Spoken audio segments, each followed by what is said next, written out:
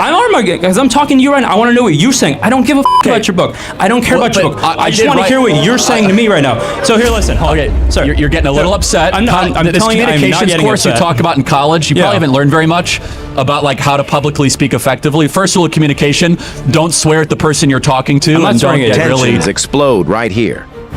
The student lashes out, dismissing the speaker's book with raw frustration. In response, the speaker seizes the moment, flipping the outburst into a lesson on communication. It's fiery, it's personal, and it sets the stage for a showdown over ideas, respect, and education itself. This is student versus Charlie Kirk, but the bigger question is, who's really in control of the debate? Stick around, because it only gets sharper from here. What's your strongest opinion or political opinion right now?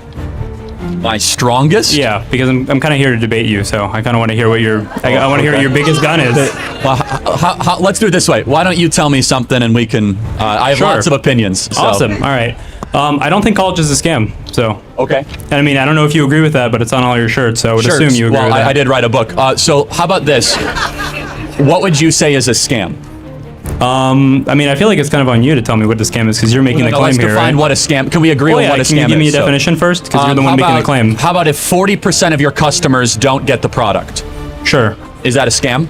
Well, I mean, it kind of depends on like what your promise was when you gave the product in the first place, right? Okay, so how about if you go to Chili's and 40% of your customers get food poisoning? I kind of reject your equivalency here because you're saying that there's an actual necessary like return on what you're asking for when college in and of itself doesn't necessarily say that you're going to get this. There might be a hold on. Graduation there might rate. be a cultural. I'm talking about a graduation. So what is the national graduation rate? I mean, you tell me. 59%. How many of you know someone that dropped out of college? Everyone hand goes up. Yes. That's me. 41% of kids that go to college do not drop out. Yeah. What percentage of kids that graduate college get jobs that do not require a college degree 10 years after graduating? I'm not sure. Over half. Okay. So the degree is useless for over half. I feel like hold on. You just spoke. So let me debate those two things: graduation rate and whether or not a college degree is useful in the marketplace.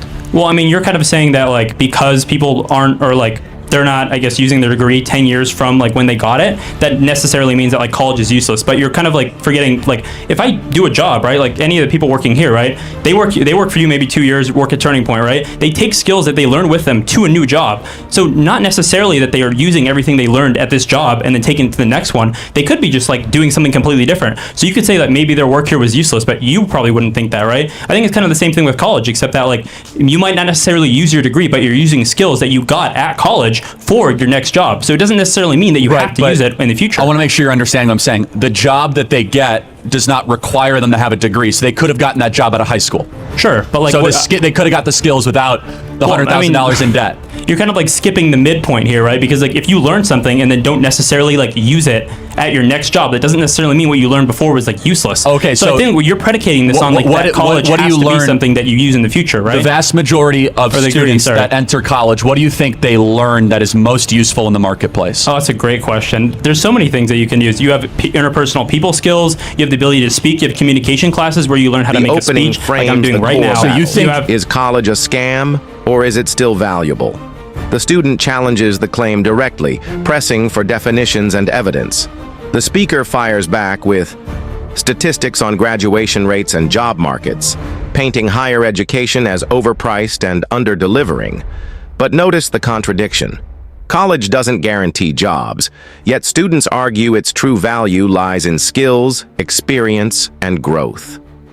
This clash raises a bigger question.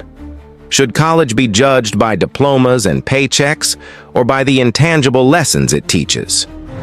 Who's making the stronger case so far? You have plenty of different college is necessary to learn to give a speech, or interpersonal? Probably not necessary, but I don't really know where anyone else. It's not necessary. Okay. Well, hold on, because my claim was never it's necessary. Your claim was that college is a scam, and I'm not saying it's necessary. You're just saying it's a scam. So you have to disprove that claim right now. So a scam would be that if 10% or 20% of your customers do not get the value of what is being offered. For example, if half define value.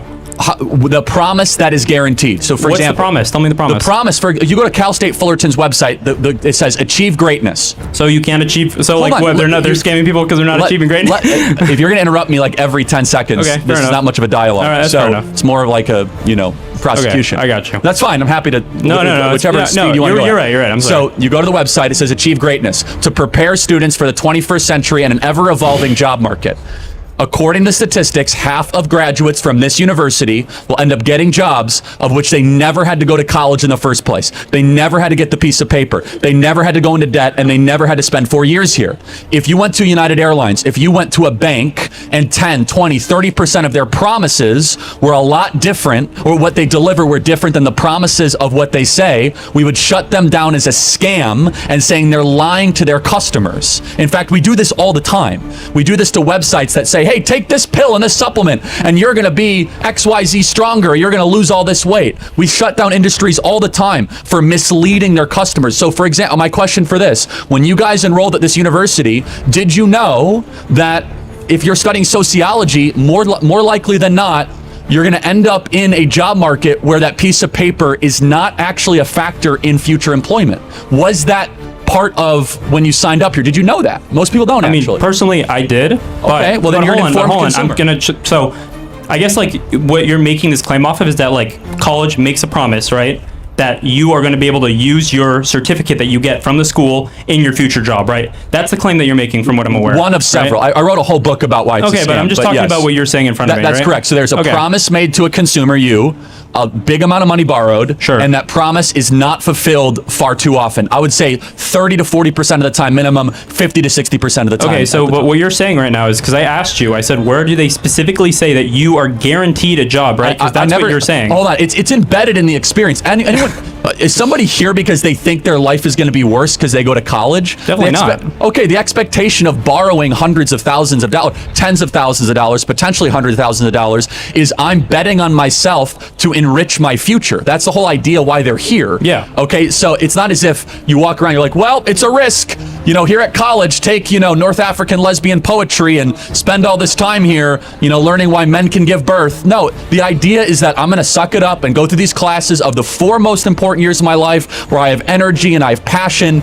and then I'll be able to go get a great job. For certain degrees and measures, that's the case, but here's the part. In economics or in markets, you need informed consent. And far too often, students are not given informed consent for the debt burden, the time, and unfortunately, the dropout rates that are associated with college. Not to mention the ideological drivel that is. Honestly, like, I think you were touching on an important point, which is that there needs to be an informed consumer. However, I think that, like, because my original question was, do you think college is a scam, right? And you tried to, like, give me, like, a metric for which, like, it's, like, making it a scam. But, like, I feel like you haven't said anything about, like, how...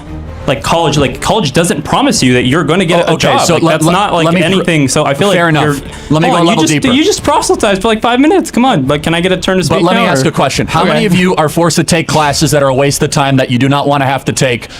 Every hand goes up. So how is that not a scam? So they're being forced to take classes they don't want to take, that if they had other choices. So here, hold on. Let's ask the audience again. Out of those classes that you didn't want to take, do you think that you learned anything useful at all? Even one thing?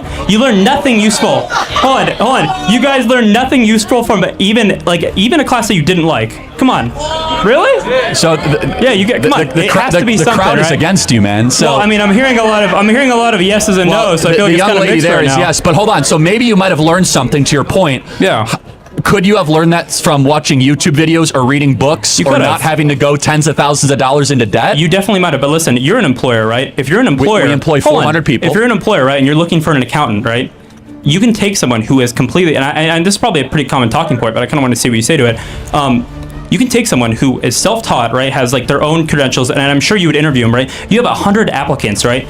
You're telling me you wouldn't screen on someone who probably, I don't know, like went to Harvard for like accounting, you know what I'm saying? Well, like, if they went to Harvard, they would never work for Turning Point USA, like ever. Says a lot about your organization then, doesn't it? Yeah, it does. This is where the debate sharpens into personal jabs. The speaker compares universities to shady businesses, accusing them of false promises, while the student argues back that learning itself is value.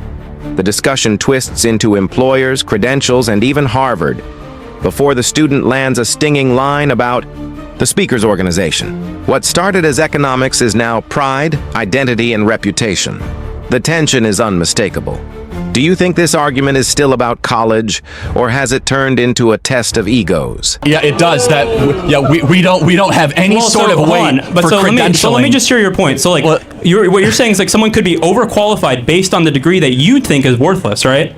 If you go to Harvard, I immediately think you're an intellectual idiot. Like, oh wow, okay. If you go to Harvard, I think you are infected with the worst possible ideas. That kind of like goes against what you just said about them being overqualified to work for your organization, right? Well, I never said overqualified. I said they'd be overcredentialed.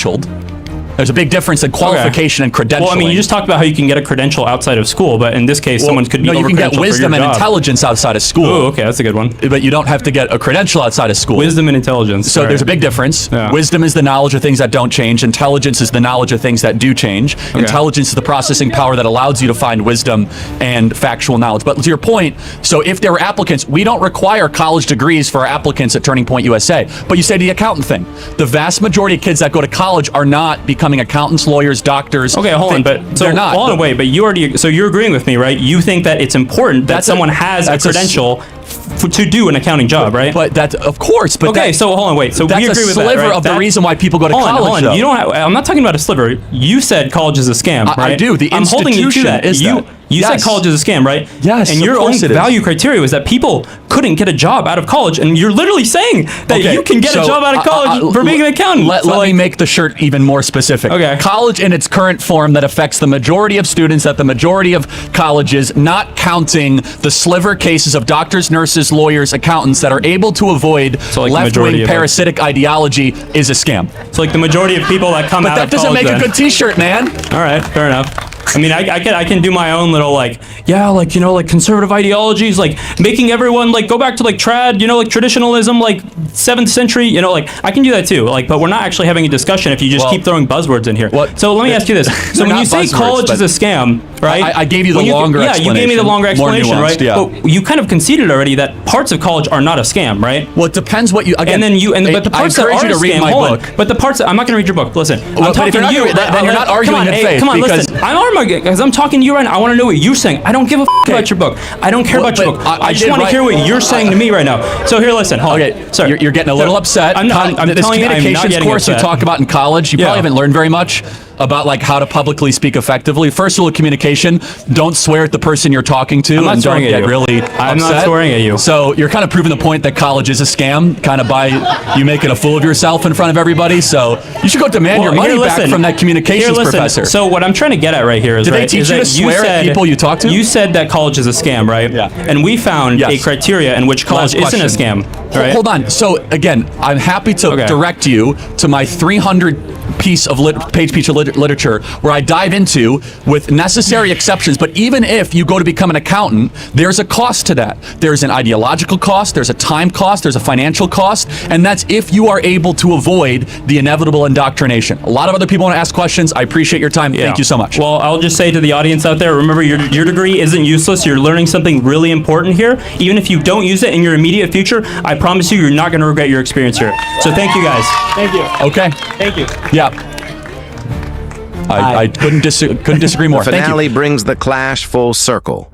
The speaker doubles down, labeling most of higher education as a costly scam, while carving out narrow exceptions for doctors, lawyers, and accountants. The student insists the value of college goes beyond jobs, that it shapes people and prepares them for life. Neither side budges, and the crowd gets caught in the middle of statistics versus lived experience, tradition versus progress. What do you think? Is college an overpriced trap or an investment in growth and opportunity? Let us know in the comments, and don't forget to like, share, and subscribe for more explosive debate breakdowns.